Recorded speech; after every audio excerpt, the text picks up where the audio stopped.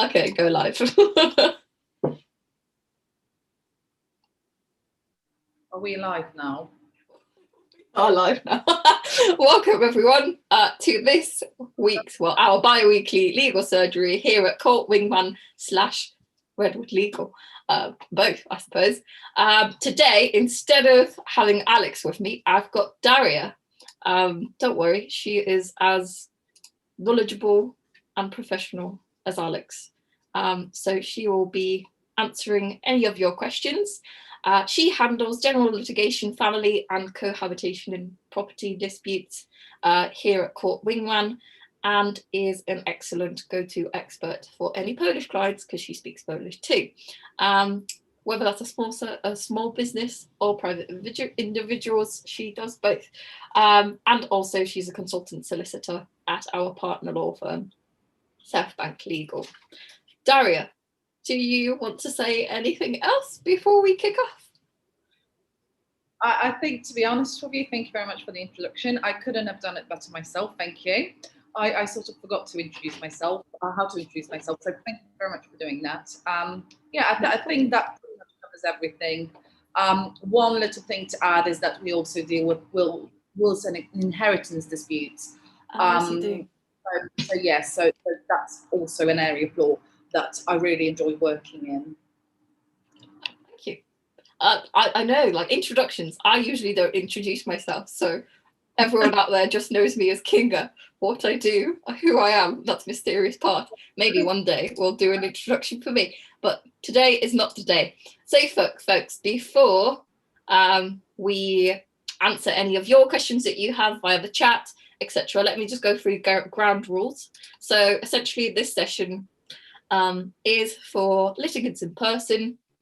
So if you have a low value claim in the county court under £10,000 of value, want some free legal advice and want answers today, right now, then do ask your questions, give us your case description, and we'll give you pointers of where you should be going. I will put the form that you need to complete in the chat right now. So if you have any questions, have a case, don't know where you're going next with your case, or if you're in court and don't know what happens next in proceedings, fill out that form and Daria will answer your questions in the second part of this surgery. In the first part, we're going to be talking live with an actual client who was brave enough to put, yes, I don't mind appearing on your YouTube channel, on his form. So I'm just going to let him in and, well, you'll find out what his case is about. Daria, I'm going to pass over to you now because you read the case description. Yes, I did. And have we got the client online? Yes, we do. Can you hear me? Do you want me to go on video? Oh, hello. Nice to Pass over meet to you. you now because you read the case description. Oh, Tyron, could you just switch off your YouTube? Yeah. Have we got the client online? Sorry. Can you hear me? Yeah, sorry, I can. Yeah. Yeah, it's just that there's about 10-second delay in the live thing and then what goes on YouTube. So it could, it's complete mess when you're playing both. Okay, yeah, so we've got... Do you want my video feed on? I mean, if you don't mind sharing it with everyone on our channel, then do go ahead. It's always nice to put face to a voice, to be honest. So that's great. Thank you very much for doing that. You're very brave. Especially when it's a handsome face. Exactly. We have your case, Tyron, and we very rarely deal with discrimination cases. Recently, I've dealt with quite a lot of inquiries relating to mask discrimination that people face when they were exempt from wearing masks and then they weren't allowed to go into shops or use services, or they encountered some sort of a problem like on the bus, etc. So as a firm in general, I think discrimination cases are quite rare. Yeah. Okay. Now, one of the things I've had a look at your amended particulars of claim, which set out the basis of your claim. So that's great. Thank you.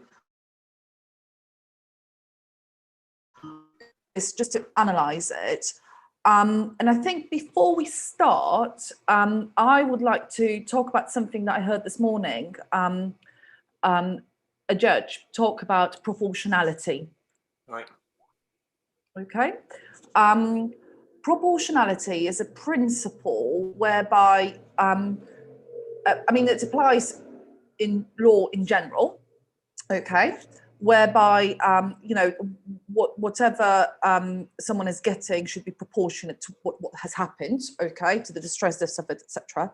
But it also means that whatever the nature of the dispute, the time and the expense, etc., that the court is having to expend in dealing with that matter also has to be proportionate, okay? Yeah.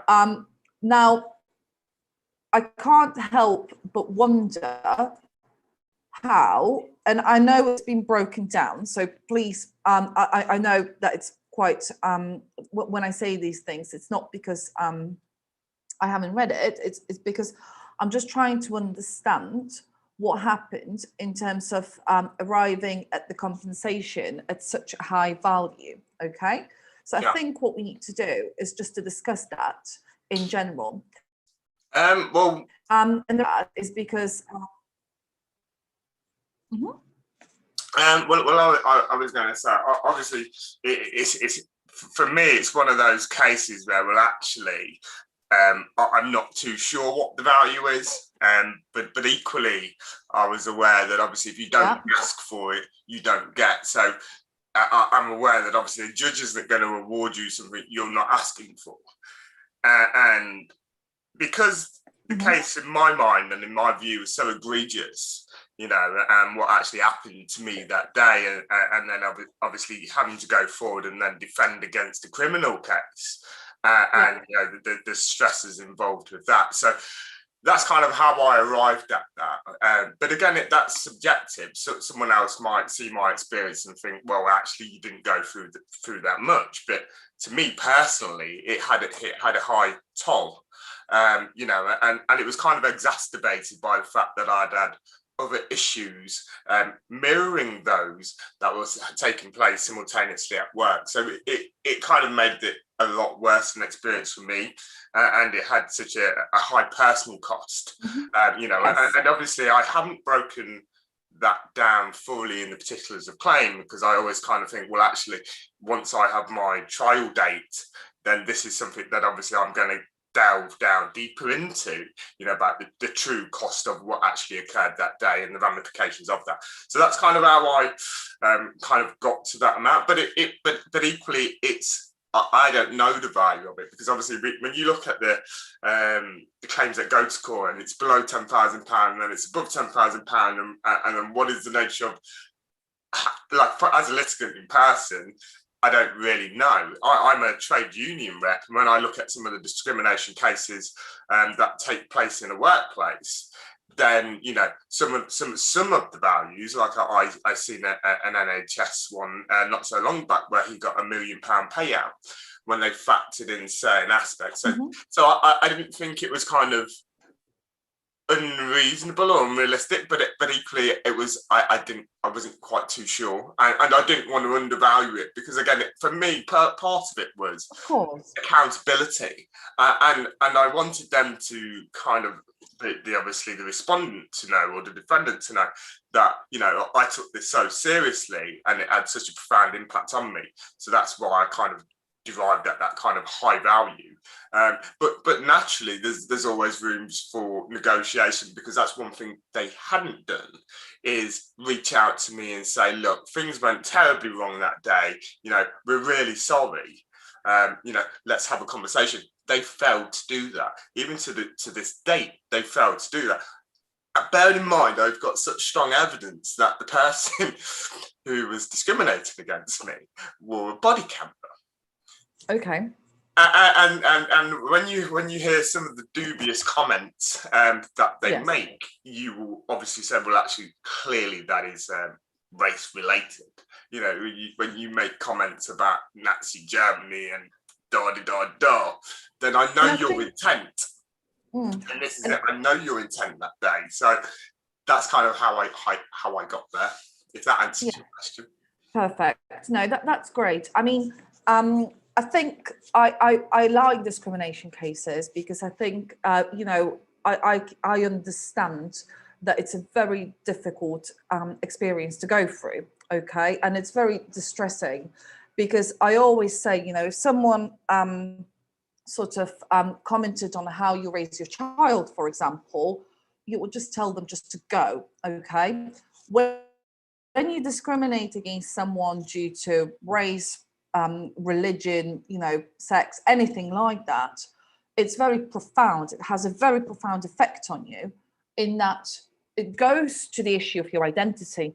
And I think that's where you get hurt the most, okay? So in that sense, I completely understand that. I think what you've just indicated to me, and certainly what you put in the document, is explaining to me that there was a racial element involved. Yeah. But I think what to do is explain fully why you think that has happened. Okay, so what you've just talked to me about you know, the comments about Nazi, etc.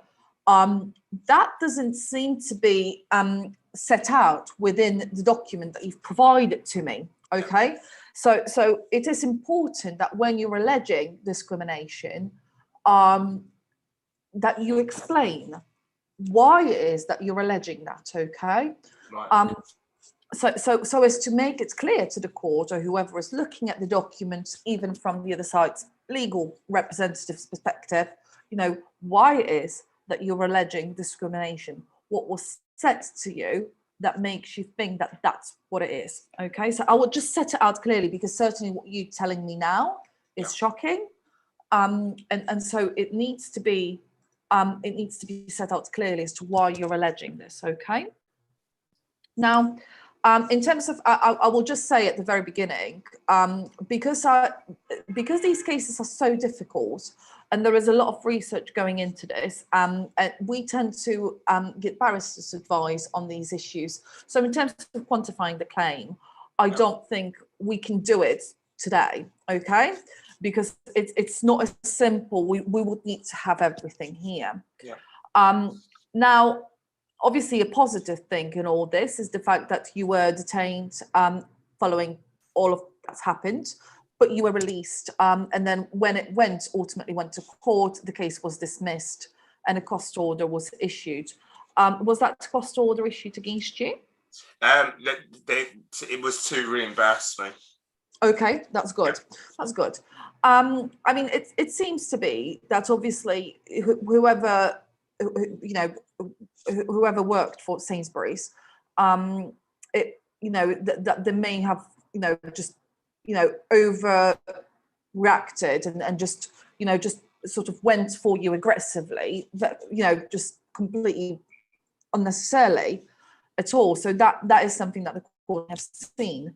But in terms of, you know, going through all of this, it really needs to be clearer, a bit clearer than what it is at the moment, and why it is that you're alleging racial discrimination as well, because that's something that I would like to see in these particulars. Right, okay, that's really useful. So this was my second bite at the cherry. I've been purchased the book, because when I completed my N1 form, bear in mind, obviously I'd contacted the organisation, I'd wrote a 10-page letter, fully detailing and outlining what had actually occurred. You know, I'd even broke down and done transcripts of the, you know, the body camera for them, you know, and illustrating certain aspects that they needed to be aware of.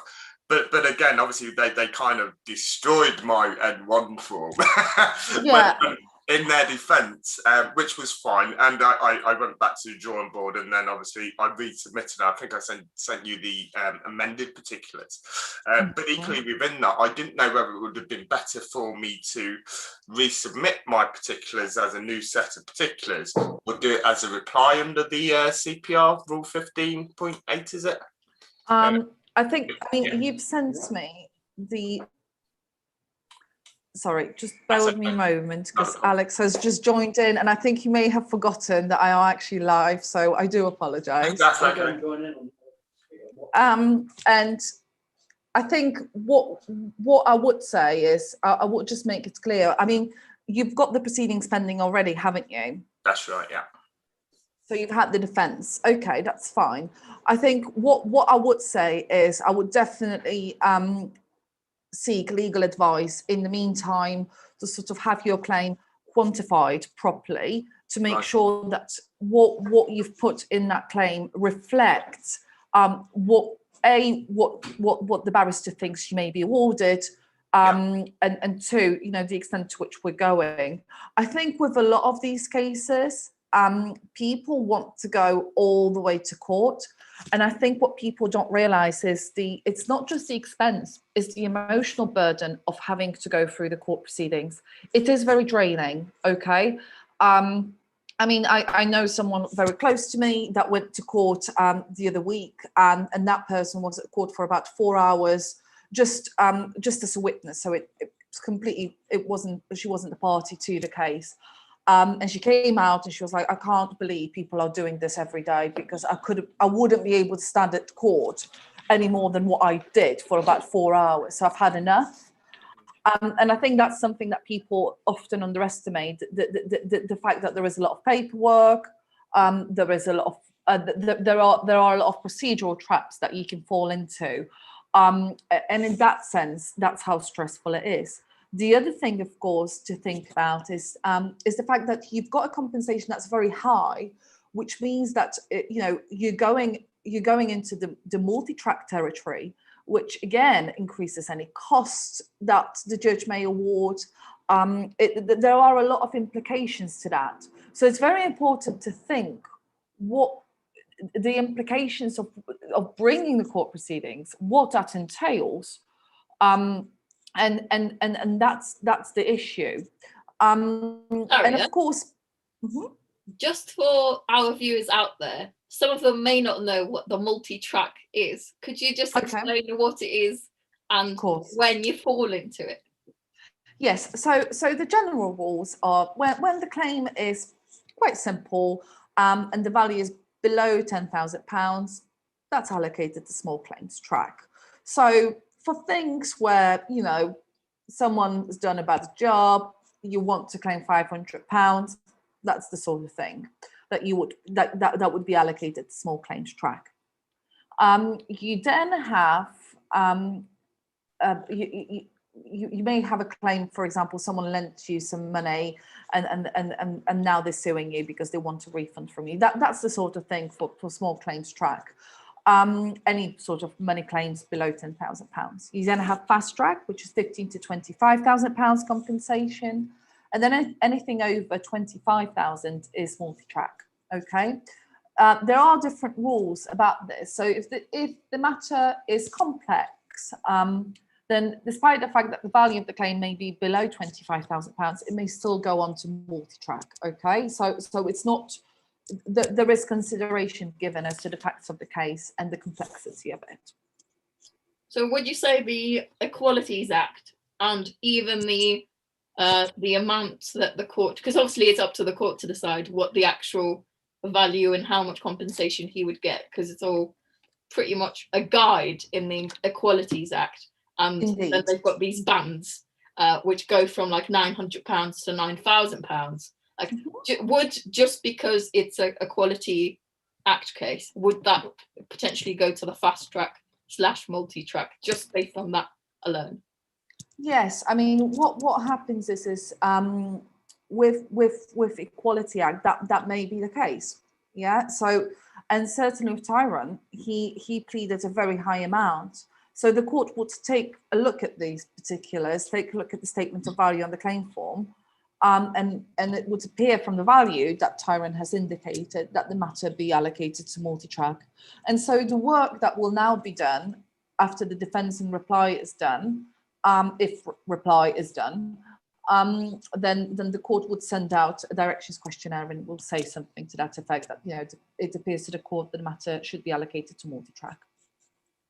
Okay, and what are the main risks on being allocated? Because I presume Sainsbury's lawyers would want to go to the multi-track because, you know, they've got whole firms of lawyers behind them working on these cases, and they've got resources, definitely much more than litigant in person is going to have. That is true. However, what you have to think about is these are companies that that may not necessarily want bad press. Okay, so whilst they may want to, you know, sort of close the floodgates of arguments so as to prevent a lot of people coming and alleging whatever wrongdoing may have happened to them, at the same time, they will want to make sure that, I think, if I were Sainsbury's, if I were their PR, I would certainly talk to them about that. They may not want to have a situation where it is alleged that, you know, in 21st century Britain, their security guard is talking about Nazi and is racially abusing a customer. I mean, that's just no. I don't think any sort of respectable company would want that, in my opinion. Oh, that crisis PR would cost quite a lot. Well, precisely. That's the point. You know, we live in a society when these things just shouldn't matter at all. Okay. But unfortunately, some of us are a bit behind with the world, I suppose. To make it even worse, it was a senior manager. There were 3 senior managers involved with over 30 odd years experience. You know, so it makes it even worse than just a security guard who hasn't done his equality and diversity training. Yeah, and then that's what I'm talking about. You know, it's these sort of things. And I mean, what happens with these cases is, and I don't know what happened with you in a great detail, but sometimes there is a CCTV recording available, a body cam, you know, that sort of thing. And it would be interesting to view that, you know, whether there is any evidence that would back you up on that. And I don't know whether that's something that has been requested by the police. No, I have it. I do have their footage. Yeah, I do have that. You do have it? Yeah, no, yeah, I do have that. Oh, okay. Well, yeah. Well, if you've got the footage and that supports your that supports your case, then it may well be the case that that it's very worth seeking further legal advice and perhaps see what can be done to settle this matter. Because if the evidence backs you up and it's a strong case, then it's always good to just quantify the claim properly, have a look at the appropriate case law, which, as I said, you know, I don't know off the top of my head, unfortunately, and then write an offer of settlement, because that's always good, and explain what happened there. I mean, yes, that what Kinga is saying is true. These are massive companies with a lot of in-house lawyers. They can delegate the cases to other people. But again, remember what you've just told me 10 minutes ago. You still face discrimination across all channels, you know, when for one reason or another, in a 21st century country. So just because, you know, it seems like, oh my God, I don't think this would happen. If you've got the evidence to back you up, then it's definitely something that is worth sort of digging into, writing an offer of settlement, see what the other side may say about that. I presume that's a better option than going to court and then potentially paying their legal fees. Yes, I mean, you have to remember, obviously, that at the moment, they will not have incurred as much as they will if this matter goes all the way to trial, okay? So one of the things that you will, if the matter is allocated to multi-track, then one of the things that you will get further down is something called a cost budget, and that's where, you know, they will actually show how much it's going to cost you to get this matter all the way to trial, okay? And that's where, you know, you will just look in disbelief, but it is expensive. These cases, you know, any legal case that goes on multi-track may be very expensive, and so it's very important to sort of deal with it right at the outset, because as you beginning the case, the defendant may be more inclined to settle than when they get all the way to trial. They've expended all that money, and you think, well, now that I've spent it all, I might as well run it and see how it goes. And of course, for you, Tyrone, you've just said that you had issues at work. You've had issues with Sainsbury's. You know, these things do happen, and so it's very important that you know that you try to settle just so that you don't have to deal with the emotional impact of court proceedings, because that's also very important. Someone in the chat has just said, as I understand it, costs are split down by issue and events. So you lose a judgment on issue 1, you lose that cost only while you win another issue and you gain that cost. What is your view on that, Daria? Can you just say that again, please? So in the chat, Born to Do It. I can't see the chat. Oh, that's why I'm reading. Okay. So as I understand, they say, as I understand it, costs are split down by issue and events. So whilst you may lose the judgment on issue 1, you may win it on issue 2. So you're not then faced with the whole legal bill. Yeah, I mean, the cost, again, the cost rules are quite complicated. You've got a whole completely separate court to deal with costs if necessary, okay? So that's a completely different thing. And the judge will assess the cost, summarily, and then the parties may agree the cost between themselves. And that's a cheaper option than going all the way to court to have it assessed. So yes, that is a possibility that when you've got one issue, you may lose on that, but you may win on the other one, and then the cost will follow. So yeah, that may well be the case. Just to kind of conclude our half an hour. Yeah, I know, it went really fast. So what should he do next, and how is he to go about obtaining legal advice? Because you mentioned getting expert advice from a barrister, and obviously they cost, solicitors cost as well. So what should he ideally do next? Well, Simon, please feel free to email me at hello@courtwingman, and then we can see what we can do to take this further, so we can actually discuss how we go about it and getting barrister, etc. Because it's definitely worth doing, and obviously we would like to see the evidence and possibly assist you with that. Thank you. Thank you. Hopefully this It's lovely to speak to you. You too. Thank you. Thank you. See you soon. You are free to go. And for you, Daria, I've got other questions. Oh God, okay. Bring it on. I will. Oh, there's 7 more questions for us to go through. So, question number 1 from Sue. I am a claimant in a fast track case. In the counter schedule loss, first sentence reads, the defendant reserves the right to alter, amend, or add to this counter schedule of loss at any time up to and including the trial. What are the implications of this sentence? Does this mean that they could make alterations without getting permission from court?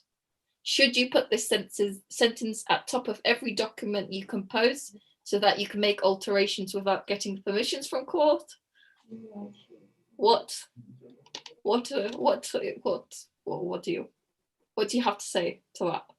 Well, normally there is, so I don't know what stage Sue's case is at, but normally when you've got something to that effect, then the directions that the parties will agree or the court will order will take account of the defendant's reserved right to alter, amend, etc.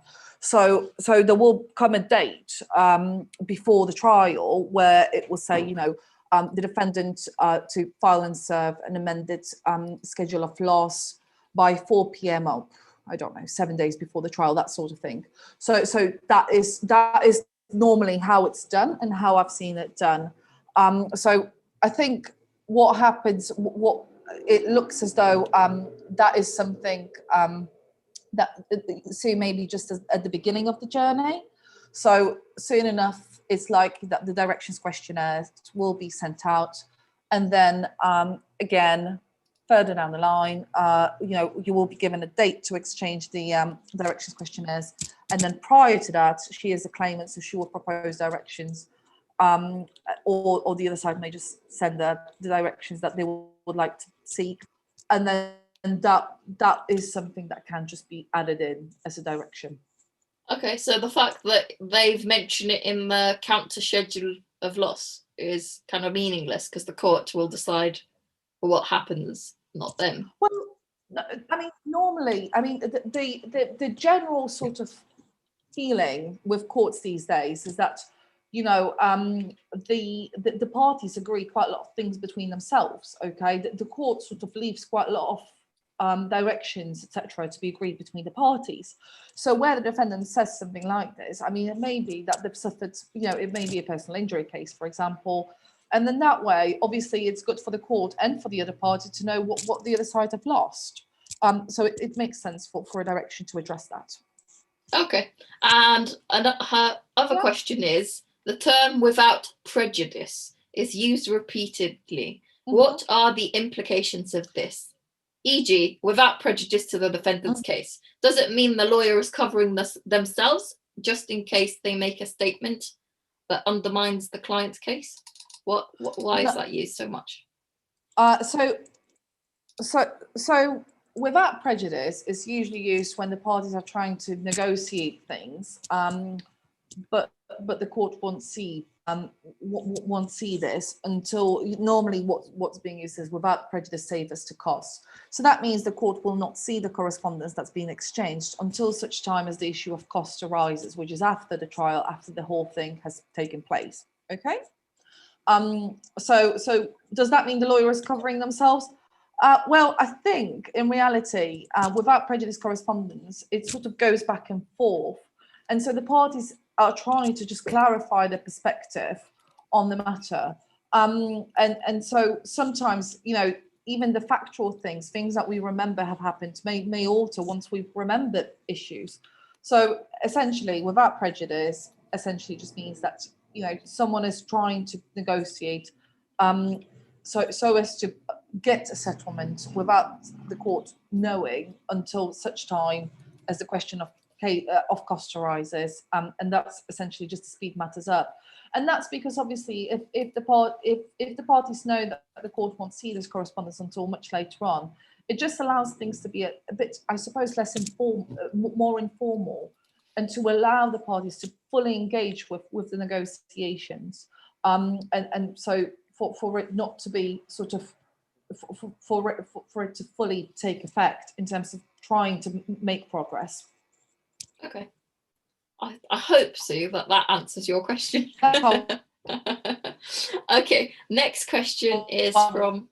I wouldn't say that any lawyer is trying to, or at least I wouldn't say to cover my back. No, it's essentially just means that we're just trying to clarify issues, just sort of water them down, make certain issues clearer, so as to make sure that we know where we're heading and to see if the parties can reach a settlement. Thank you for that. It's okay. Ready for the next question? Of course, yeah. Okay, next one is from Iman, and the case is: a neighbour has made a claim for adverse possession. My legal expenses insurance covers counterclaims. Can you explain what constitutes a counterclaim? I have been asked to complete a counterclaim notice. Is that the same as a counterclaim? So a counterclaim, basically, it means that you have a claim against them. So even if they hadn't brought a claim, you would have still been able to bring a claim. So it just means a claim against the party that originally made the claim, or there is to it. Okay. So for example, if someone does the work, if someone sues you on an invoice, you haven't paid an invoice. For example, you know, someone was meant to do painting at your property, and it was supposed to be £500, and the other side, and then it emerges later on that they actually just painted a radiator rather than the wall. I don't know. I'm just making the facts up. Okay. So essentially, what you're saying is that you know, first they sue you. They sue you for the £500, and then you're like, hold on, actually, I'm going to make a claim for £300 because in actual fact you've painted my radiator, which would have only cost me £200. Well, the fact is I didn't want my radiator painted in any event. But anyway, I'm suing you for £300 because you haven't done your work well. So then that's like a set off against the main claim. So it's not, I suppose that's not a full counterclaim, but that's essentially it. The premise is there. You've explained explained the premise. Do not listen to the facts. You would not be able to counterclaim on these facts. Just don't listen to quick thoughts on my part. I'm just trying to think of a way to do a claim, to say to bring some facts about a counterclaim, so as not to reveal any sort of confidential information about my client. So that's essentially what I'm trying to do here. Actually, a counterclaim would be, I've got a good example in like PR. Okay. So a PR goes on to do a campaign about your new launched product. They then sue you for £1,000 for the campaign, but yet because of their work, you suffered PR damage, and now you're not selling any of your products and you're actually at a loss. So essentially, instead of going, oh, here's your £1,000 for your work, I'm going to sue you for another £4,000 because that's the profit I've lost because of you. Yeah, pretty much. Yeah, that's the sort of thing you do. So essentially, counterclaim means against the person that made the original claim. It's as simple as that. And whether or not you have a counterclaim or not, obviously that's a whole different story, which we're not concerned with here. Okay, is that the same as the counterclaim notice? Yeah, so the counterclaim notice is just a form that the court sends you out to complete. And of course, your counterclaim may be going into pages and pages. So, you know, that's just a notice that you've got there. Okay, so general tips is, well, wouldn't the general tip be that consider the counterclaim as you would an actual claim? Yeah, so consider when you get served with a claim, it's best to seek legal advice to see whether there is actually something that you would be able to sue for. That's the easiest thing.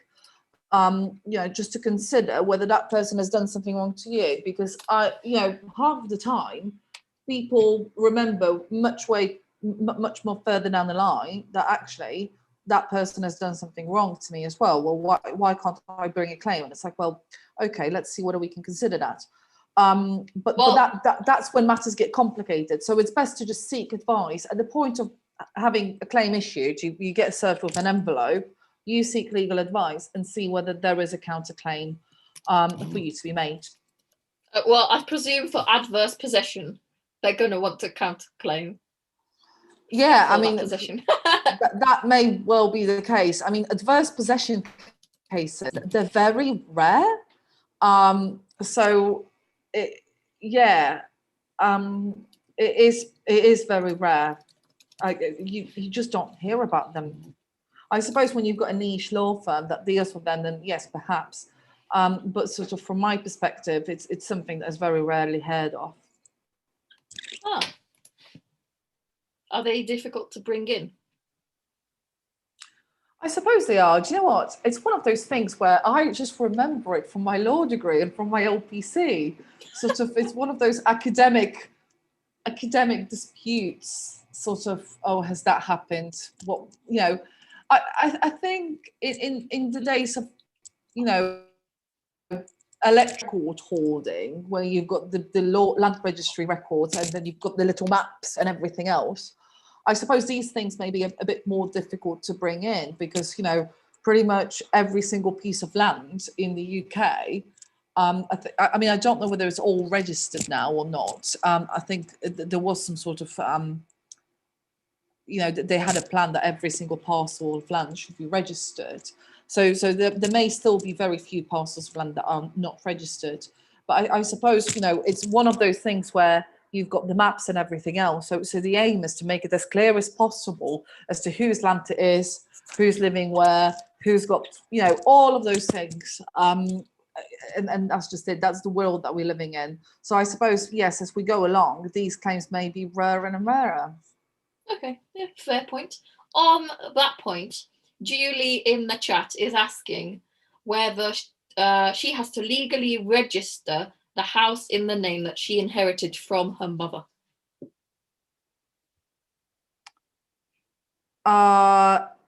So I think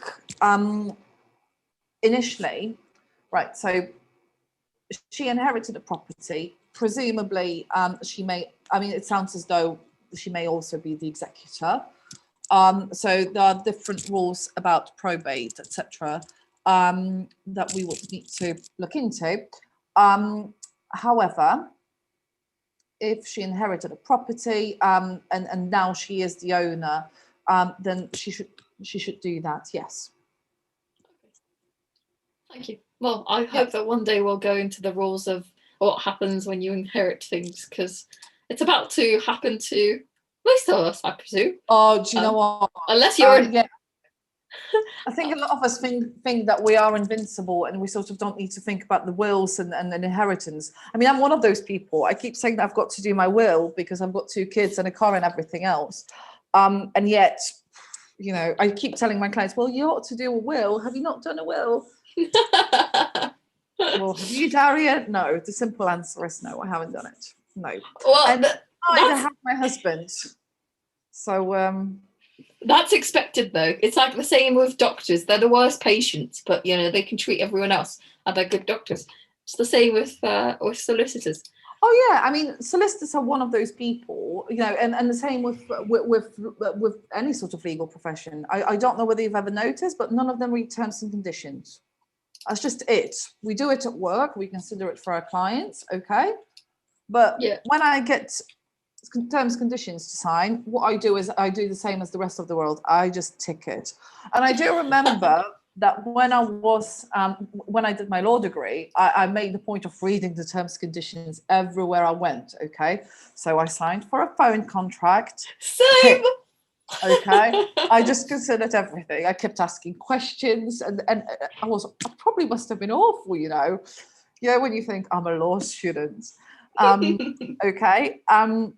But I just no longer do that. I just tick the box, which is terrible. And please don't take it as legal advice, because you shouldn't be doing that. You should know what you're signing for. Well, on the will, still on the will topic, how do you store a signed will if you have no family and no family lawyer? So there are services, there are will storage companies. Really?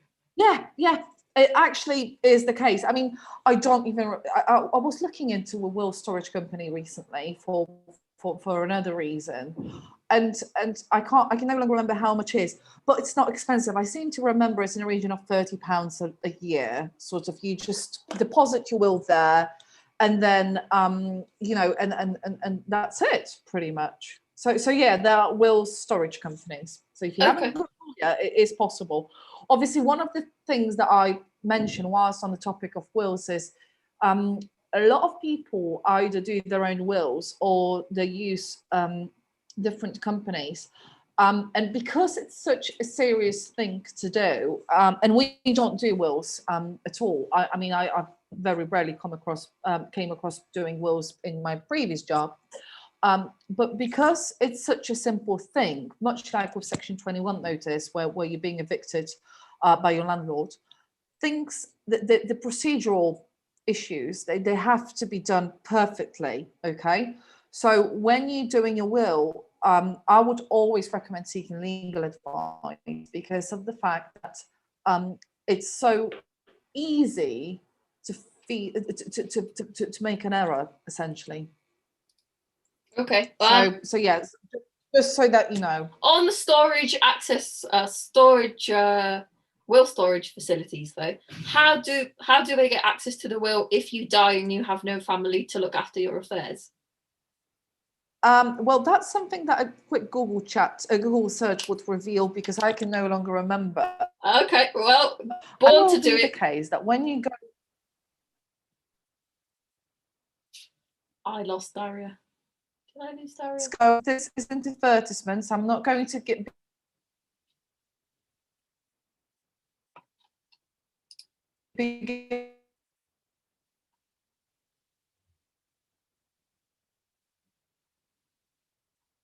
I think I lost you, Daria.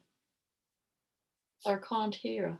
Is it just me, or are you going directly to YouTube? Could someone on YouTube please tell me whether you're hearing Daria right now? Pretty please. I lost the Daria.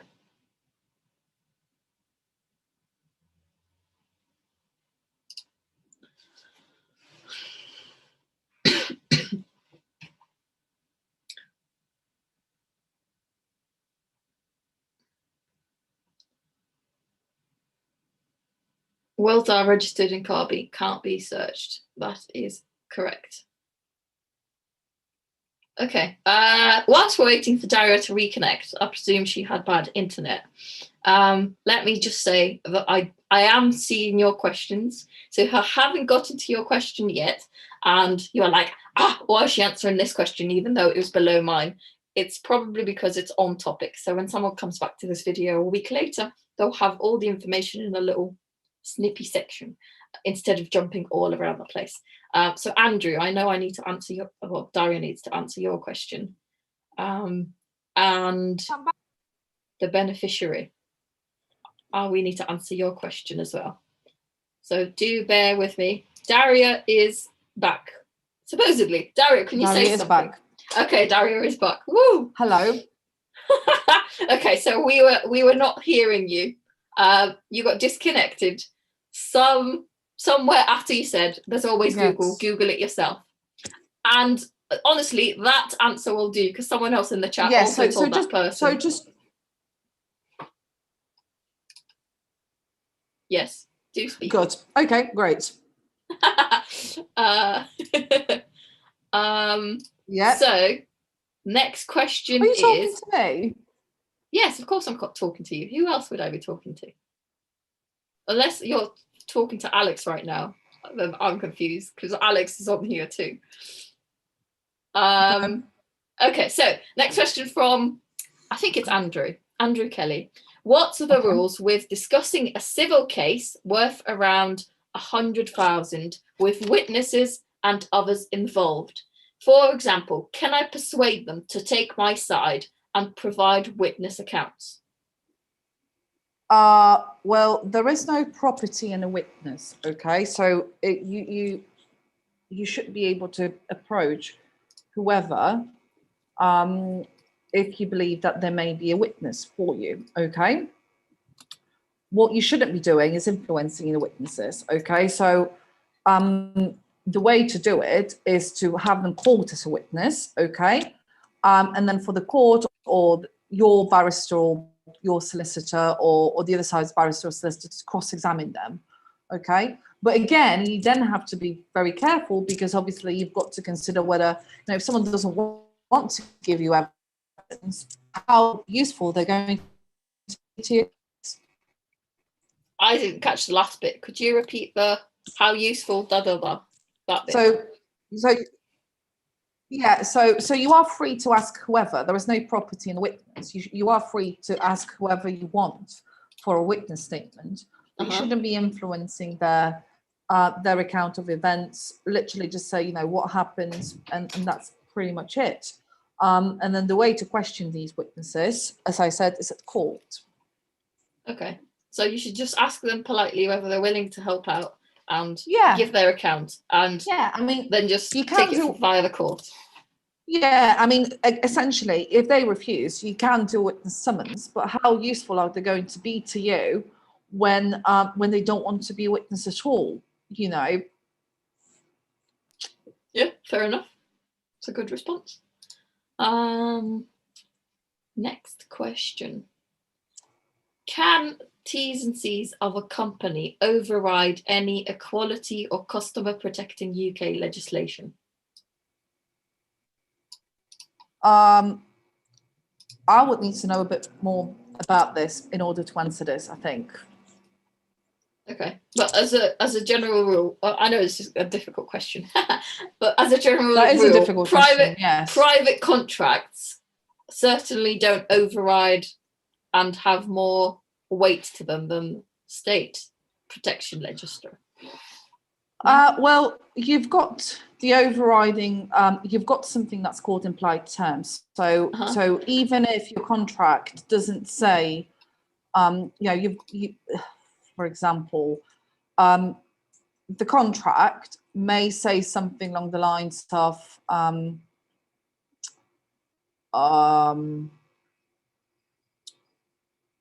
well, let's go back to the beginning of our surgery. So let's say the contract will say something along the lines of that the person, whoever the signatories to the contract are, they can exclude people of certain sex, orientation, etc. obviously that's not going to fly, is it? Because you've got the overriding legislation that will take care of this, okay? So that's something. But there will be acts of parliament where it will say something along the lines, unless the parties have agreed otherwise. So again, the legislative position will be that the parties can do whatever they want, okay? So it will depend on the facts of the case.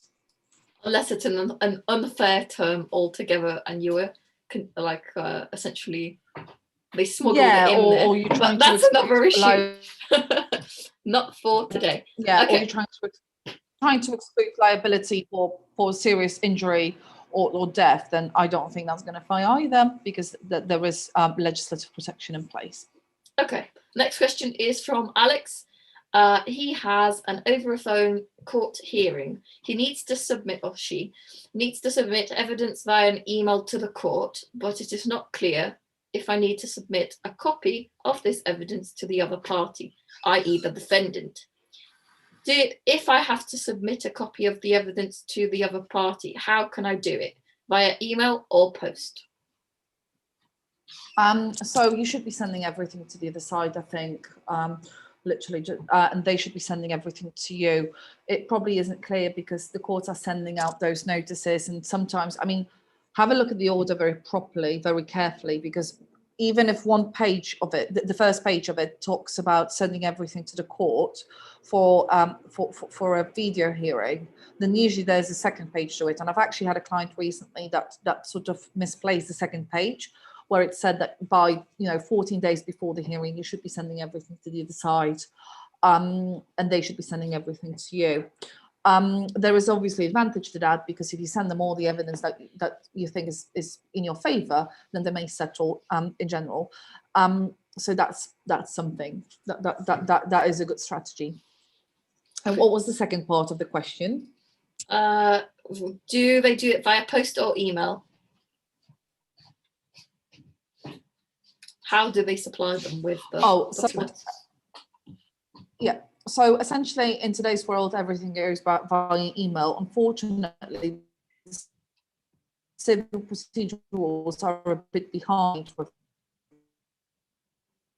unless the party is something that's public service. Am I disappearing again? Yeah, you have. You're going to need to repeat all of that again.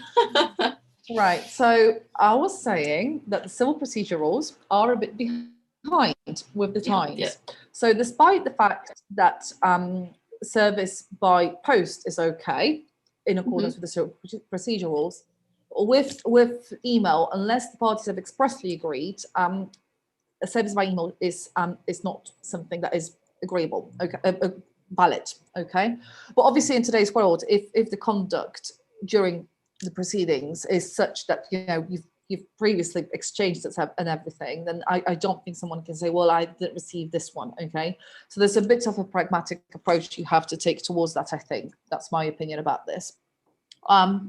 Now, in terms of service by email, I would say to Alex, if you've got the claim form from the other side, whether you're I'm assuming that you're a defendant, okay, it may be that you're not, in which case this doesn't apply. But these days, when you issue a claim online, the first part of the claim form, the first page, will specify what your email address is. So there is no harm in emailing the other side and saying, are we okay to exchange this evidence via email, just to make it quicker, and at least you've got everything on record then. So that's probably what you should be doing. Okay.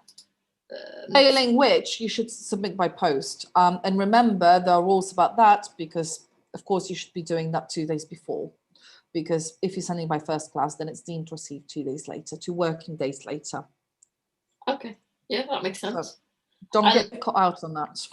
And if you guys are ever sending anything via email, do you request a read receipt in the email? So then when someone receives it, essentially they get a notice that this and this person requested that you have received this email, and they have to click a button and confirm that it is in fact, received. On most, at least in Gmail, that's the case. Yeah, I mean, I never do that. I used to do it at my previous law firm, but then I had a lot of read receipts, and it's just, I think when you've got quite a lot of clients and you're very busy, then sometimes it just may be unsustainable because you keep deleting emails. And of course, you don't want to delete anything that's sort of accidentally, then you've got to go back to the trash, retrieve it, etc. So it really depends on what your system is. Yeah, that is true. Although they're all litigants in person, so I don't think they'll mind. No, I think, to be honest with you, I think you have to be pragmatic about these things.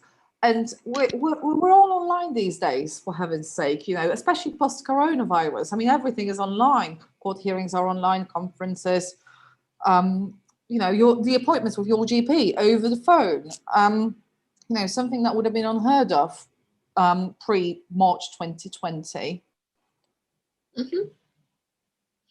Next question is from Kay, who is actually our first interviewee in these surgery series. Okay. He joined us via voice only. So Okay. It's a small claim. I won't go into detail unless you request it because we're short on time. But essentially, the question is, can I create a new bundle? The first hearing had the claimant's bundle go missing. Claimant failed to include my witness bundle, so hearing was based on the claim and no evidence. Hearing 1 was about non-payment due to invalid demand and non-compliance with lease to present end of the year. And hearing 2 will be about individual expenditure items in the dispute. Can they create a new bundle? Well, I think the question is, why wasn't your witness statement included? Did you submit it in time? Because that's one of the things that you have to consider first. I'm going to assume that you have someone difficult on the other side and you have complied with the court directions in relation to submission of evidence and witness statements. And as such, they're just being difficult because they don't like what you've said, okay? In which case, if they haven't done it, then you might want to write to the court and just say, here is my bundle, paginated 1 to 80. The claimant has refused to, unreasonably refused to include this in their bundle. They haven't told me why. You know, and I have complied with the court directions, so I can't think of any reason as to why this shouldn't be done. End of. Fair enough. And I don't think if you have complied with this, you have done everything that you should have, and the claimant is unreasonably refusing to include your documents, then I don't think any court is going to be very happy with that, to put it this way. Thank you so much. Okay, if That's you're out okay. there, here is your response.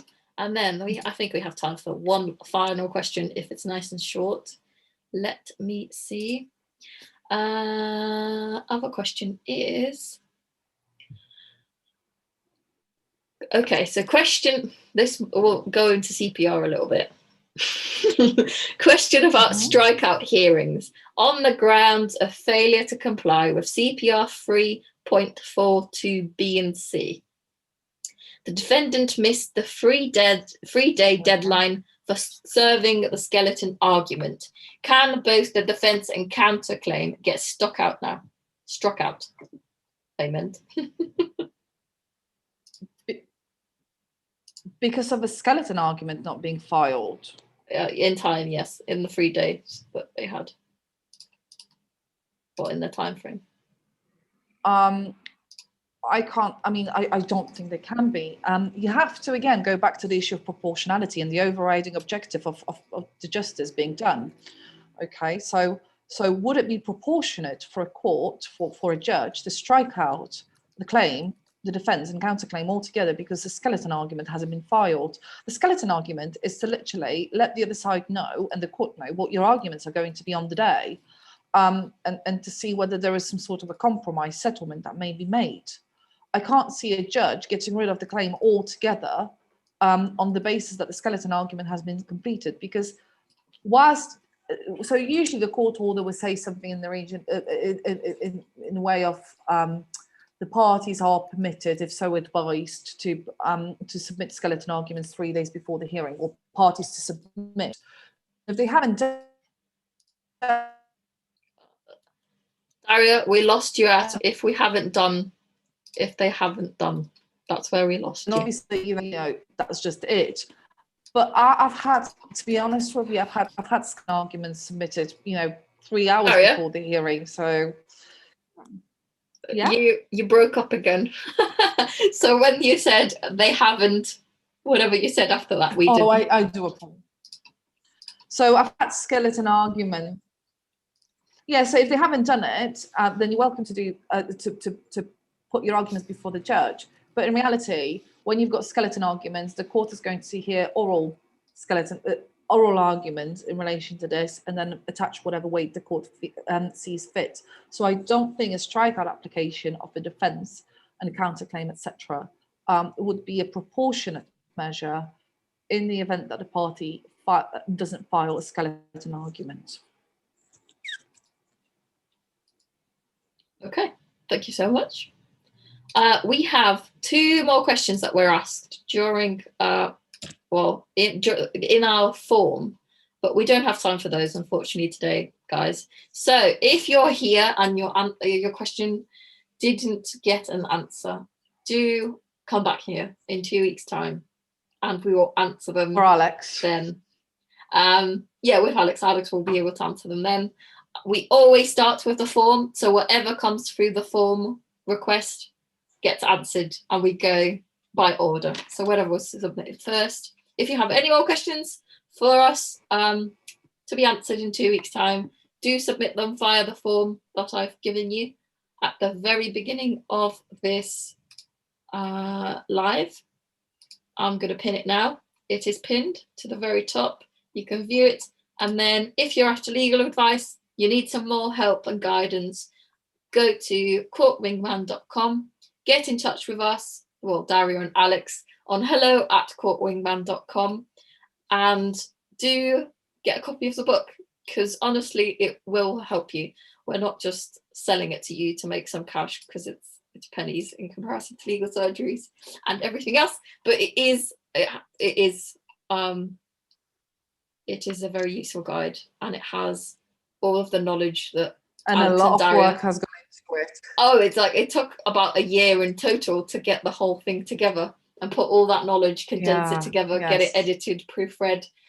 Oh, it was a lot of work. Typeset, yes. So do reach out for the guide. You can download a free chapter on our website. So if you go to courtwingman.com, there's a free chapter for you there.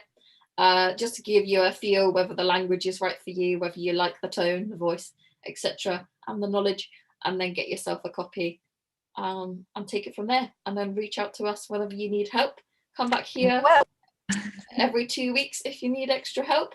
Do subscribe to this channel. Do press the like button. Do leave a comment, because at the end of the day, we are fighting against the YouTube algorithms. So with only your support, we can get up the ranks and reach more people like you who need support. Other than that, I am now done talking. Thank you very much for being here.